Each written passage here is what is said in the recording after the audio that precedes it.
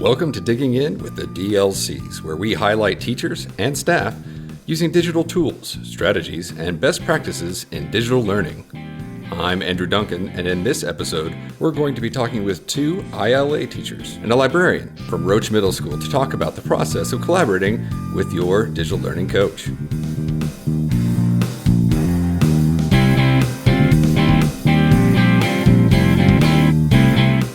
So, welcome. Hi. Thanks for stopping by. If you go ahead and introduce yourself before we get talking about collaboration. Tell us what you do here. And I am Nikki Davis, and I am the ILA instructional coach and teach 8th grade ILA. I am Lauren Swearingen, and I teach 8th grade ILA at Roach Middle School. I am Melanie Rumsey, and I am the librarian here at Roach Middle School. I think the burning question on everyone's mind is, how intimidating is it to work with a superstar DLC and librarian? Super intimidating. Oh my gosh. But we got our autographs in at the end. Oh. Well, I better not see that on eBay. Yes. Coming to a DLC and a librarian, just from a teacher's perspective, is that intimidating? Is it, like, are you worried about not knowing things? Is it easy? I think the biggest thing is just not wanting to add anything to anyone else's plate. So taking the time to ask someone to help and collaborate on something is like, you just feel like you're going to add something else that they're going to have to do. And we're all busy, especially this year. And so the biggest thing was, are they going to have time to help us or even want to? But once we initially asked the question, y'all were like totally in on it, and it was great. Which is a great point, and it's something that comes up a lot. Yes, we are busy, but this is our favorite thing to do, yes. And it's always a priority for us. Yes. And I'll add that I think it's a privilege that we get to work with both of you, just because y'all are so willing to put aside all of your busy schedules and the 50,000 emails and calls that y'all get a day, and all the kids coming in and out of the library. And that I don't find y'all intimidating at all, because y'all are the sweetest people on the planet. So if you have not met Melanie or Andrew, come on down, because you need to. It'll make your life so much better. But I just think we have such a great relationship, and even with Andrew being brand new on our campus, like, you have just dove in. Is that the right word? No. You've jumped right in. Dove in. And just taken us, to a whole new level. And so I just appreciate that, and that our kids are getting to experience y'all's knowledge and just the teamwork that I see out of the two of you, that I just appreciate so much as a teacher from my perspective. Well, and now I'm going to ugly cry, because that was very sweet of you to say that. I know that as a librarian, I love collaborating with people and bringing people, teachers, kids in for real learning purposes, and giving them informational strategies that they can apply in life and carry with them for years to come. That question kind of rolls into my next question. So, and this is a common misconception across the district. So just from a teacher's perspective, and there's no right answer here, so don't worry about it. What do you perceive the role of the librarian and the DLC on the campus to be?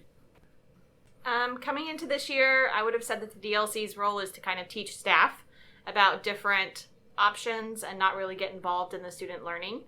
And coming to this campus last year, I was very overwhelmed with the amount that our librarian was doing with kids, because that's not what you find everywhere.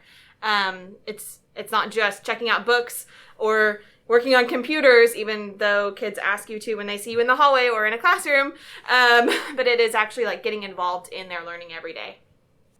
And I'm also going to say, just with, especially this year and with COVID and the pandemic and everyone going one-to-one with technology. Very good point. And myself being so inadequate in some of the platforms that we're using, just you jumping in as the DLC and really taking charge and helping us learn as well. So as an adult, I'm a lifelong learner, but I am so thankful that we had the opportunity at the beginning of the year to take time to get to learn Canvas and Nearpod and breakout rooms like we're going to talk about today, but just all of the different platforms, and that both of you were able to just really help out and make us feel comfortable in the classroom so that we can feed into our kids through you. Does that make sense? Yes, absolute sense.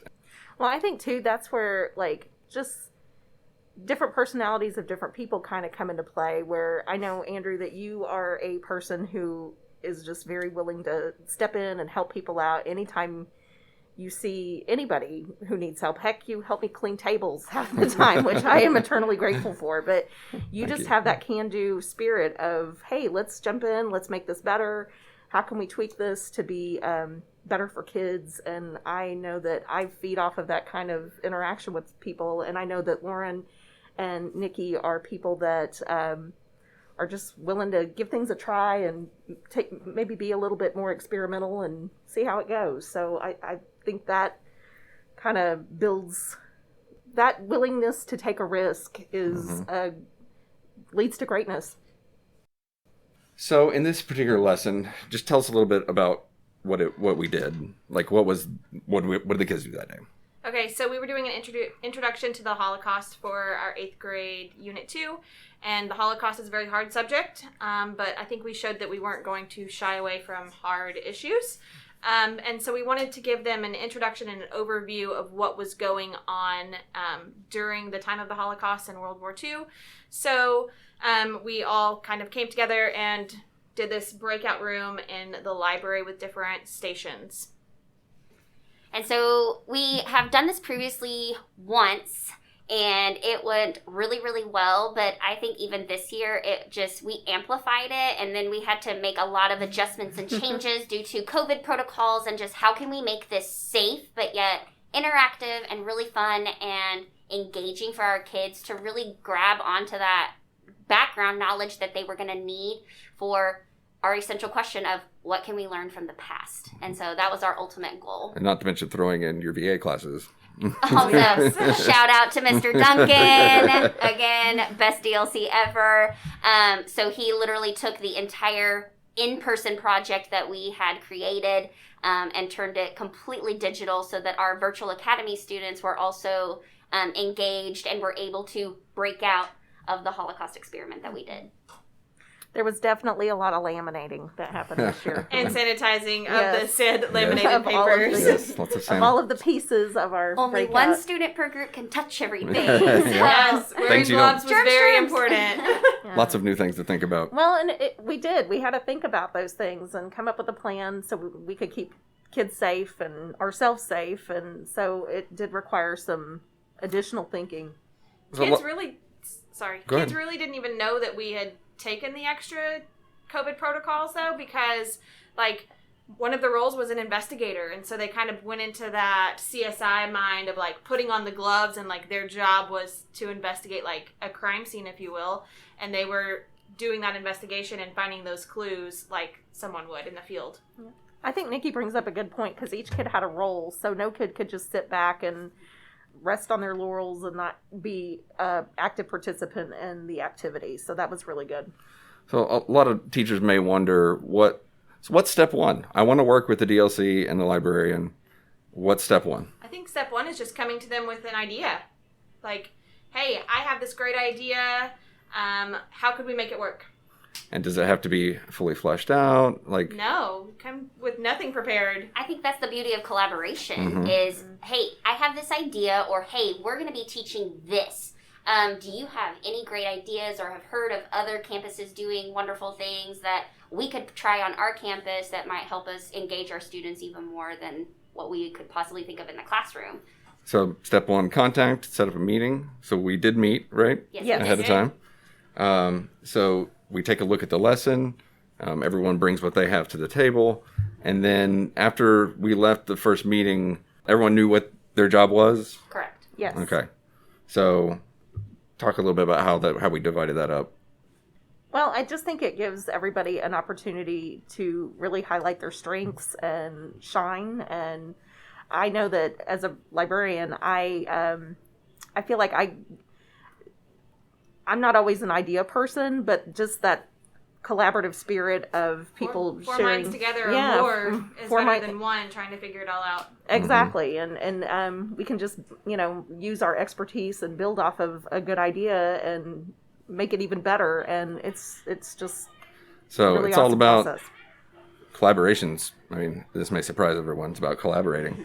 Who knew? Yeah. So that's a question we get a lot. Do I just bring you an idea and you just do everything and you give it to me?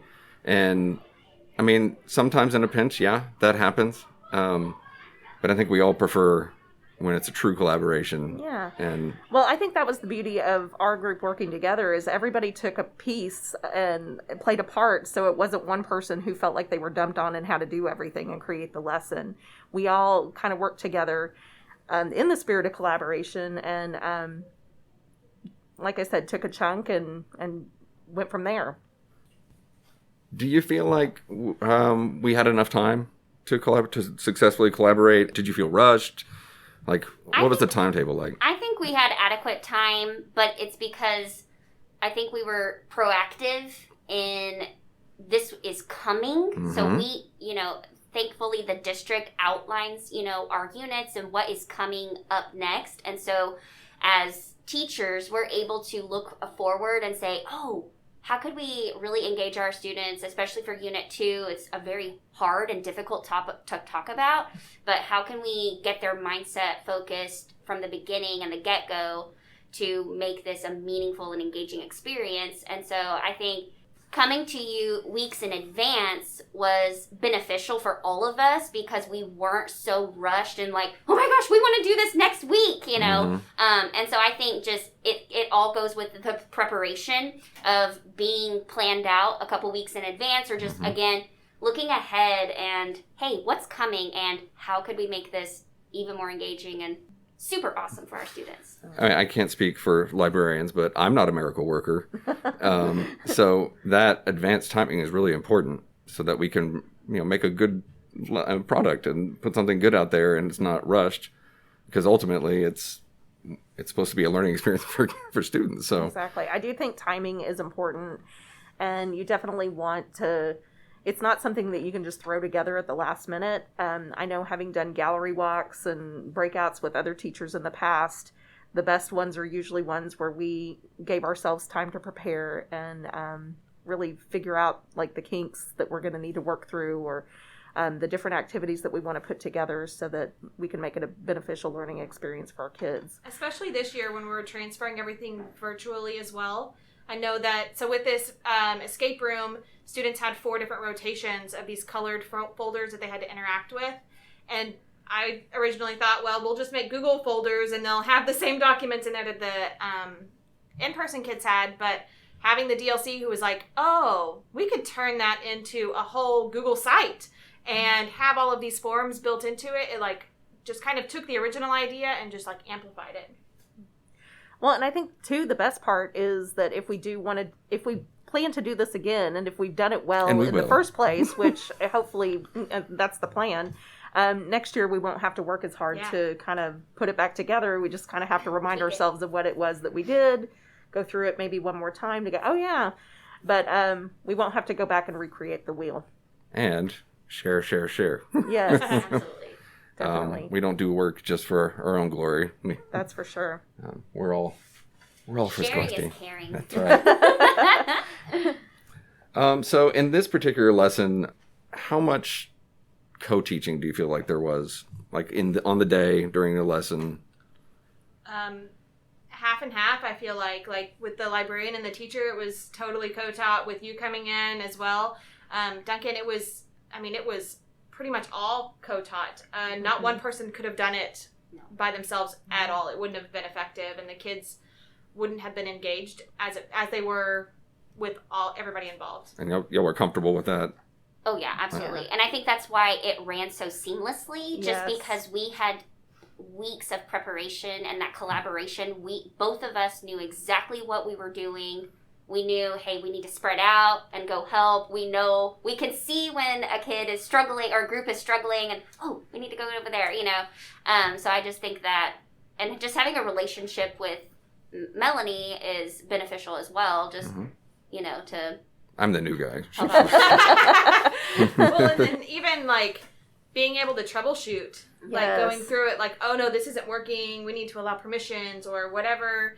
Having that extra person and that extra partner to help was a game changer. It would not have worked on our own. It was definitely an all hands on deck approach, but at the same time, it was so much fun. And Yeah, I think all of us were for so sure. excited to see the kids so enthusiastic with the project that we put together. So that was the best part. And I appreciate Andrew Duncan wanting to just pop in, you Yes. know, and help out when needed. When Yes. you had a moment, you would always be in the library with us. So I appreciate that you cared to actually see it in progress, because we've done so much back work and just. And that's what, I mean, brings up another good point. A lot of people don't realize that DLCs are former teachers. And so, I mean, there, you can see my certificate on the wall there. It's a little love. dated, I think. Hey now. Is that? I got Is that another couple still years on valid? it. Yes. I love getting in. I love being able to teach kids. So anytime a teacher lets me in, it's a good day. Every day. You Come can on. come on with us. Do you feel like that level of co-teaching is necessary in every collaboration? Do you think that would? I think sometimes you can collaborate and to create great learning experiences for these kids, and then sometimes it can be a teacher doing the follow through on that. But like with an activity like we did and how interactive it was, the co-teaching aspect was crucial. Yeah. So you could see how maybe on a different lesson that was maybe a little less involved, there's still Definitely. collaboration going on, but you still handle it in your Behind the classroom. scenes collaboration, There you yeah, not like in front of the kids collaboration too. I felt like this lesson went really well, but obviously not everything's perfect. Was there anything you would change? Like what about the process? I mean, not necessarily the specific lesson, but would you change anything about how we went about in doing this? Oh gosh. I don't think so. Yeah, I really think the lesson, well, and maybe it's because it's the second year that we did it. I think it went really smoothly and everything was great. If we could cut out the COVID cleaning part of it, that would be yes. great. All right, so That would be- collaborate on Vex. Yes, let's. Got it. If we got all of our minds together, Yes. we could. So hopefully that will take a little bit of the effort out in future Well, but- collaborations. Yeah, I know that having worked on projects like this before, there are always things that you need to tweak because, some things just don't necessarily go the way you plan or you think it's going to be amazing and it didn't really register with kids, or you just find better things that you can add to supplement something with. So I think that just kind of it is important to evaluate at the end of the project Reflection. and see, exactly. Very good. Who knew? And actually maybe take notes about things that you want to change for the following year so that you remember what they actually are. That's follow always, up. Yeah, and follow up. I know that, like, with my virtual kids, they kind of struggled with it a little bit. Just not having someone there to, like, help them. So if we could implement, like, a virtual reality aspect into it, like, or we can jump into their house and say, but this is what you need to do next. Yeah. You Yeah, can we'll work just- on that part, Duncan. I'll work on the tube technology. Yeah, I think the in-person was just seamless, just because we were all collaborating, all working together, and our kids were having a blast learning. You could see it written all over their faces, and they're running through the library to get to the next clue, Yes. But I would say I think because it was so new and turning it totally digital, doing it through a virtual academy class through Zoom, which is very difficult, and it being brand new content to us and to them, and it's like, where do I click next, Miss Warrington? And I'm like, I guess maybe familiarizing myself way more with the total digital aspect of Gotcha. it, just to be a little more on page with, okay, did you get this? Okay, now you're going to go here. Just kind of guide, but I mean, it's a crazy year. Yes. It's brand For new. sure. We're all learning, but Yes. I'm so thankful that we tried it. Yes. And You're then saying for that we all next had a year, growth we can tweak mindset. it and make it even better. Yeah, I mean, we tried. Yeah. We didn't just say, we're just going to do something completely different with Yeah. virtual like Because we we could could have. We wanted them to experience it, and so we tried. And I And think for it the was most part, successful. it went pretty well. Yeah. I think it did. And then people who are walking by, other teachers, you know, and they see our kids just having this awesome experience in the library, and then it's like word of mouth, like, what are y'all doing in there today? You know, and then it's like, hey, you should go collaborate with Melanie and Andrew because it's awesome, you know, and just they have such great ideas and can really help amplify a topic or whatever it is that you're trying to get across. So it's like, it's good PR for y'all.